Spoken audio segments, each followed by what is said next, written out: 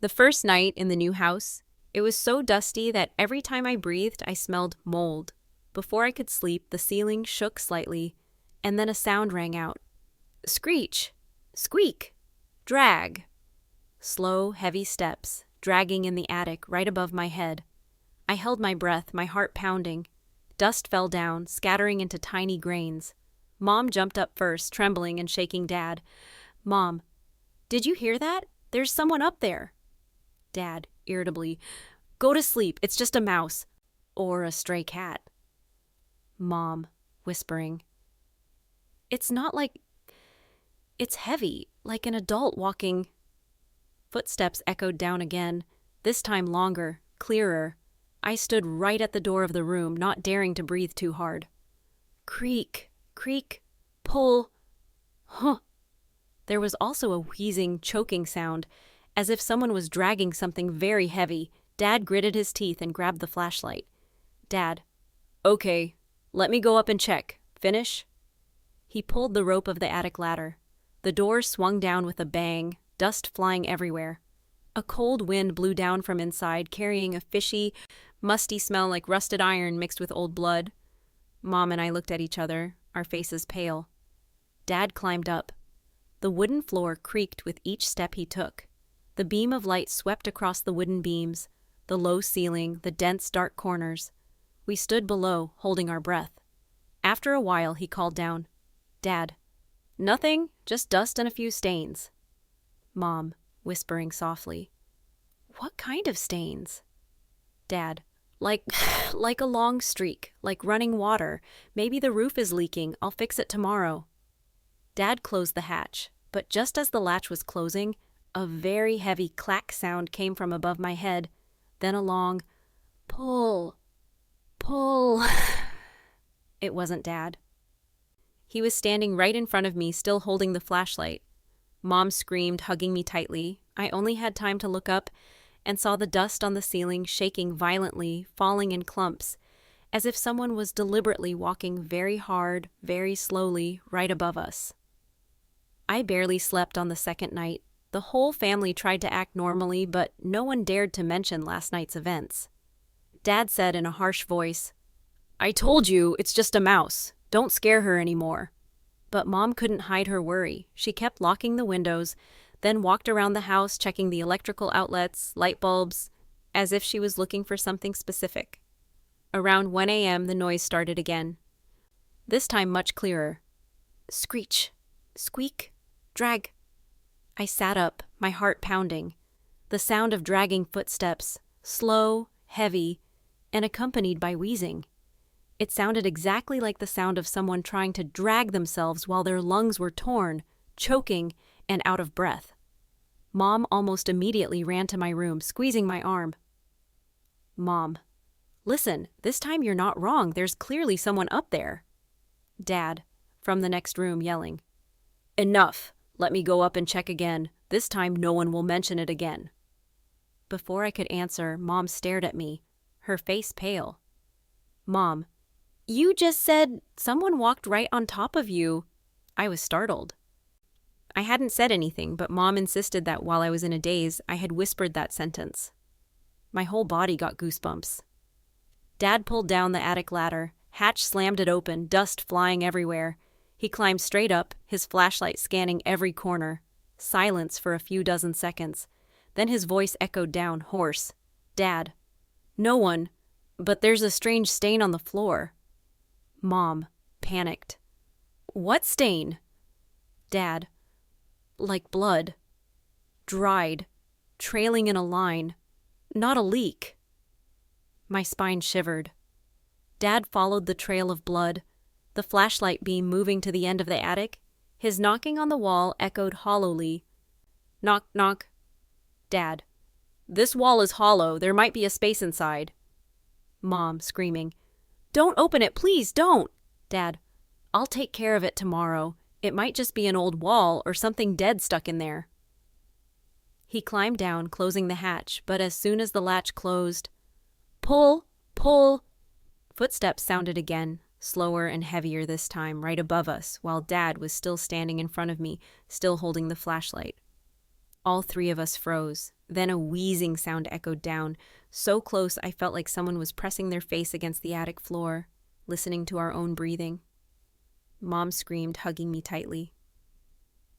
Dad squeezed the flashlight, but I could see clearly his hands were shaking. In the morning, Dad pretended to be calm, but I could see he hadn't slept all night. Right after breakfast, he took the ladder and flashlight up to the attic. Mom and I reluctantly followed. The attic was quiet, the light coming through the cracks illuminating the dust. Dad stood in the same spot as yesterday, where there were long, dried bloodstains. He knocked hard. Knock. Knock. The sound was hollow, not solid wood. Empty inside. Dad. See? I told you, there's space behind this wall. Mom, holding my hand tightly. We should get out of here. Call the police. Call someone to check. Dad, if we call the police, they'll ask for evidence. Then do a lengthy investigation. You just need to open it up and see what's there. It might just be an old warehouse. He took a crowbar and jabbed it in. The wooden planks broke. Dust and debris flew everywhere. The smell of dampness and acridity was so strong that I had to cover my mouth. When the wood broke, a dark crack appeared. The air from inside was cold, as if no one had touched it for a decade. Dad shined a flashlight. From the crack, the light shone down on a small wooden staircase. The steps were uneven and rotten, and on them there were long, dark streaks. Not water, not dirt, obviously dried blood. Mom, almost screaming, "Don't go in, please!" Dad, trying to keep his voice steady. "If you don't know, the whole house will never be at peace. You have to go down." He put one foot on the step. The wood made a long crack. Dust fell on my face. I swear I saw a faint, bloody handprint on the step, as if someone had clung to it to crawl down.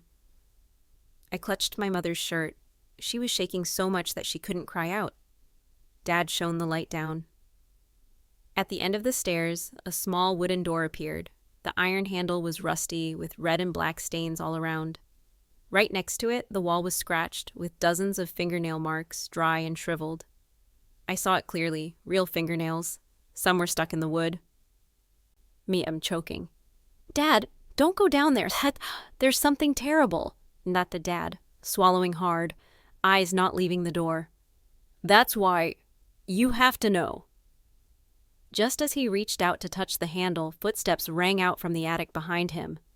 "Creak, creak, you pull." It wasn't Dad's voice, because he was still standing right in front of us. All three of us turned around. The darkness was pitch black. No one was there. Mom screamed, pulling me back, but Dad was still standing there, one hand holding the flashlight, the other on the rusty doorknob. Dad, whispering, "There's something inside them, and it's been here for a long time." Dad braced himself and twisted the rusted handle. The door screeched like metal tearing apart. After 3 hard shoves with his shoulder, it burst open. Dust poured out, followed by a wave of air so big it felt like it hadn't moved in decades. The smell hit us immediately, sharp, metallic, sour, like rust mixed with something darker I didn't want to name. Mom gagged, clutching her mouth, eyes watering. Dad shone the flashlight inside. The room wasn't big, maybe the size of a small bedroom, with low ceilings and wooden walls stained dark with moisture. No window, no vent, just a box sealed tight. But it wasn't the room itself that froze my blood. It was what was still inside. In the center stood an iron chair, the armrests drilled through so chains could be threaded through. They still dangled, the locks corroded but intact. The seat was torn open and the stuffing was soaked with deep brown-black stains. Against the wall sat a low wooden table cluttered with tools, pliers, knives, a small hammer, a bent metal spike. Every piece was coated in dust, but all carried the same brown smudges, not rust. The floor was warped and discolored. Whole sections had blackened where something had soaked through and been scrubbed, not well enough. Mom screamed, clutching her head. "Mom, oh my God! Someone was kept here! Don't you see it, Harlan? We can't stay in this house another second." Dad didn't answer. He moved the beam to the far wall. Dozens of hash marks carved into the wood, grouped in palms, rows and rows of them. Some cut so deep the wood had split apart. Me whispering, They were counting days alone. Someone was down here for a long time. I stumbled back and my foot hit something. I bent down and picked it up. A dusty cassette tape. Dad took it, fiddled with it, and suddenly it crackled to life. A scream blasted out. High-pitched, piercing. A woman's scream, raw with pain. In the background, metallic banging, sobbing, begging. Mom clutched me, shaking violently, tears streaming. Mom, turn it off! Please, just turn it off! Dad snapped the player shut, pale as ash. He swung the flashlight to the corner. There, on a shelf, sat a small wooden box. Inside was a photo, yellowed with age. A family portrait. Every face in the picture had been slashed through with thick, dried blood. The marks carved deep into the paper, jagged and violent. I nearly vomited. Me. Dad, we have to leave, right now, or we'll end up like them. Mom, sobbing. Do you understand now? This was a killer's house. People were tortured here. If you keep pushing this, I'll take our child and go without you. Dad said nothing. He stood, frozen, staring at the photo, hand trembling around the flashlight. Finally, in a low, broken voice, he muttered, Dad, he lived here, right here. And every sound we've been hearing, it's what he left behind. The room fell into a suffocating silence. I looked around again. The chains, the knives, the stains, the tally marks, the photo, all undeniable, all screaming the same thing. Just then, before Dad could lower the picture, footsteps echoed above us. Directly over the secret room, creak, creak, dry, heavy, deliberate. The flashlight flickered once. Mom shrieked. I froze. And Dad?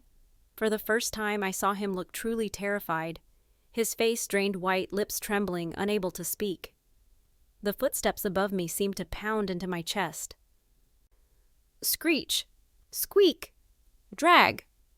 It was slow, heavy, but not in an unintentionally heavy way. It was like someone was deliberately stepping hard so we could hear it. Each time the sound of dragging echoed down, dust from the ceiling fell in patches, mixed with the musty smell of rotten wood. Mom hugged me tightly, her voice breaking. Mom. It's right up there. It knows we're down here. We have to go, Ellie. Dad tried to stay calm, holding the flashlight tighter. Dad. Be quiet. Let me hear better. It could just be an echo. The footsteps suddenly stopped right above me. My heart clenched, my whole body stiffened. I felt as if I looked up, I would see a pair of bleeding legs pressed against each crack in the wood. I screamed, pulling Mom to run towards the secret staircase. We pushed each other up. Dad followed behind. As I poked my head out of the attic, there was a shocking bam. The hatch door suddenly slammed shut. Immediately after, a dry click sounded. It was clear that the metal latch had been locked from the outside. Mom screamed until her voice was hoarse, pounding on the door repeatedly. Mom, someone locked us! Please open! Someone is out there! Open! And Dad rushed forward, using his shoulder to hit hard. Bang! Bang! But the hatch did not move. He swung the flashlight, hitting the lock. The metallic sound echoed throughout the attic. I saw sweat falling from Dad's forehead, mixing with the dust. He tried a few more times, but to no avail. Then the footsteps echoed again. Creak, creak, ooh, pull. We fell silent. The sound came closer, from the end of the hallway right next to the hatch. Only a thin layer of wood separated it. I held my breath, clearly hearing the wheezing from the other side. It was as if someone was leaning down, listening to us. The air was thick. Time seemed to stop. Suddenly, in the torture chamber behind us, the old cassette player turned on. No one had touched it. A crackling sound, then a hoarse man's voice, slow and creepy. Family. Next. The sound repeated many times, distorted, like someone was whispering close to my ear.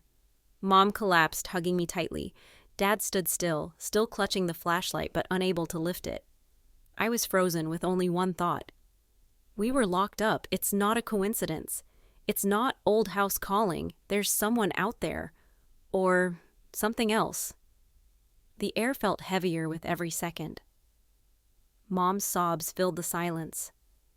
Dad's breath came in sharp bursts as he scanned the walls with the flashlight. The hatch above was locked tight. The footsteps had gone quiet. It felt like we had walked straight into a trap. Dad tapped the walls, one by one, the sound echoing deep inside the house's bones. Dad, there has to be another way out, there has to. Then he froze. Behind the rusted iron chair, the one still bound with chains, a section of wall sounded hollow. He dragged the chair aside. The metal screeched across the floor, and underneath it were deep gouges in the wood. I realized with horror they were scratch marks, desperate clawing. Some fingernails were still embedded in the grooves, brittle and brown. Mom clutched me tighter, shaking. Mom. Harlan, I beg you. Don't open anything else, please. A dad. Rough but voice cracking. If we don't find another exit, we die in here. He smashed the wall panel loose. A narrow gap opened, and cold air rushed out, reeking of rot and iron. Dad raised the flashlight. A cramped passage stretched into the dark, damp walls streaked with something dark. My stomach lurched when I saw bloody handprints smeared along both sides. Too many to count. Some small, child-sized. Me, whispering. Others. They tried to escape, but they didn't make it. Before anyone could move, the cassette player in the corner clicked on again. Static filled the room. Then that same hoarse male voice rasped through, "There is no way out. Oh, they all tried. They all died here." Mom screamed, covering her ears. My throat locked. I couldn't even cry out. Dad spun, furious, and grabbed the player. Dad, shut up! Shut up! He smashed it against the floor. Plastic shattered. The tape spilled out. But the laughter didn't stop. It kept going. Low, crooked, coming from the tunnel itself. The sound crawled out of the dark, warped, echoing up from underground. The room began to tremble. Dust and splinters rained from the ceiling. Dad's flashlight flickered, then died. Pitch black. And in that blackness, came the sound. Not above us, not outside, but inside the room. Creak, creak, drag. The footsteps were here, with us. In the pitch-black darkness, the footsteps no longer sounded on the ceiling. They echoed in the room, as if someone were circling us. Screech, squeak, drag. I held onto Mom's hand tightly, my whole body trembling. Each dragging footstep felt like a knife scratching at my heart. Dad turned on the flashlight. The shaky light swept across the torture room. There was no one, but the dust on the floor was still swirling, as if it had just been stirred by an invisible figure. He looked into the corner of the room and pulled out a rotten wooden box. Inside, a thick notebook. The first page was yellowed and stained with blood. Dad flipped it open. The handwriting was scribbled, shaky, recording each person brought in here, how they were tied up and tortured. Next to each name was a slash in red ink, some of which were actually soaked with blood. Mom screamed, snatched the notebook, and threw it down. Mom, stop reading. I don't want to know. But the notebook opened by itself, flipped through, and stopped at the last page. On it was written in large, deeply engraved letters. Next family, 3 people, a little girl. I was speechless. Mom hugged me tightly, sobbing. Dad turned pale, his voice choked. Dad, he knows about us. At that moment, light flashed on the wall. Next to the row of days was a line of words carved with fingernails. I'm still here. I felt a chill down my spine. Then, laughter rang out. Not from the cassette, not from the tunnel. It burst out right in the middle of the room, hoarse, distorted, as if coming from the throat of a person with a ruptured lung. Cough, cough, cough. The flashlight flashed. In a flash, I saw a figure, tall, thin, hunched, one arm hanging down, covered in blood, dragging along the floor. The face was blurry, half hidden by darkness. Only the white eyes were visible. Mom screamed, fell to her knees, pulling me along. Mom, he's here! Harlan, oh my God, he's here! Dad raised the crowbar, trying to shout, Dad, who are you? What do you want? Don't touch my family! The laughter stopped. The room fell into a heavy silence. Then from the dark tunnel, a whisper echoed, each word drawn out. I want you to take my place. Immediately the tunnel door swung open. A cold wind blew out, reeking of the smell of corpses. The flashlight went out. In the complete darkness, only the sound of dragging footsteps headed straight for us. The footsteps in the torture chamber stopped. It was so quiet that I could hear the blood pounding in my ears. Creak, creak, pull.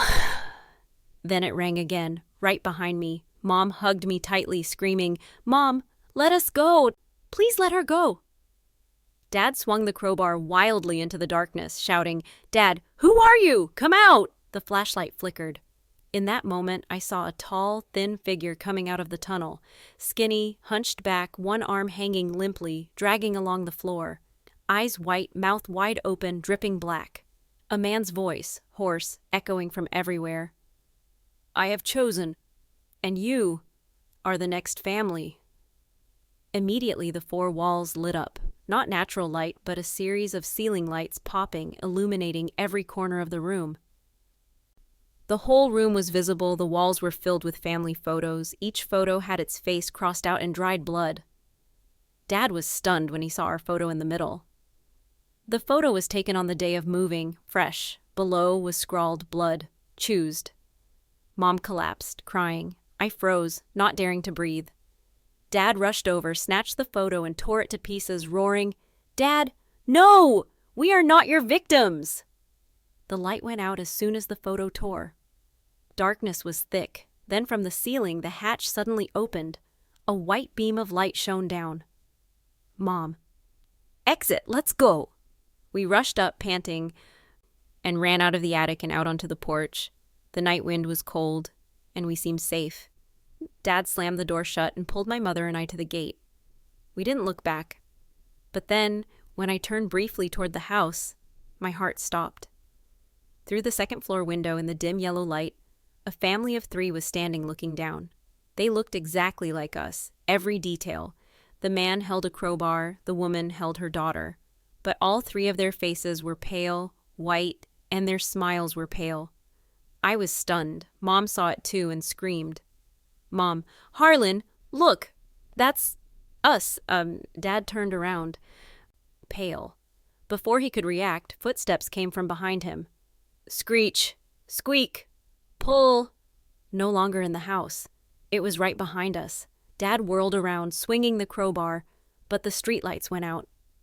Darkness swallowed all 3 of us. The last sound I heard was a hoarse laugh, echoing from everywhere.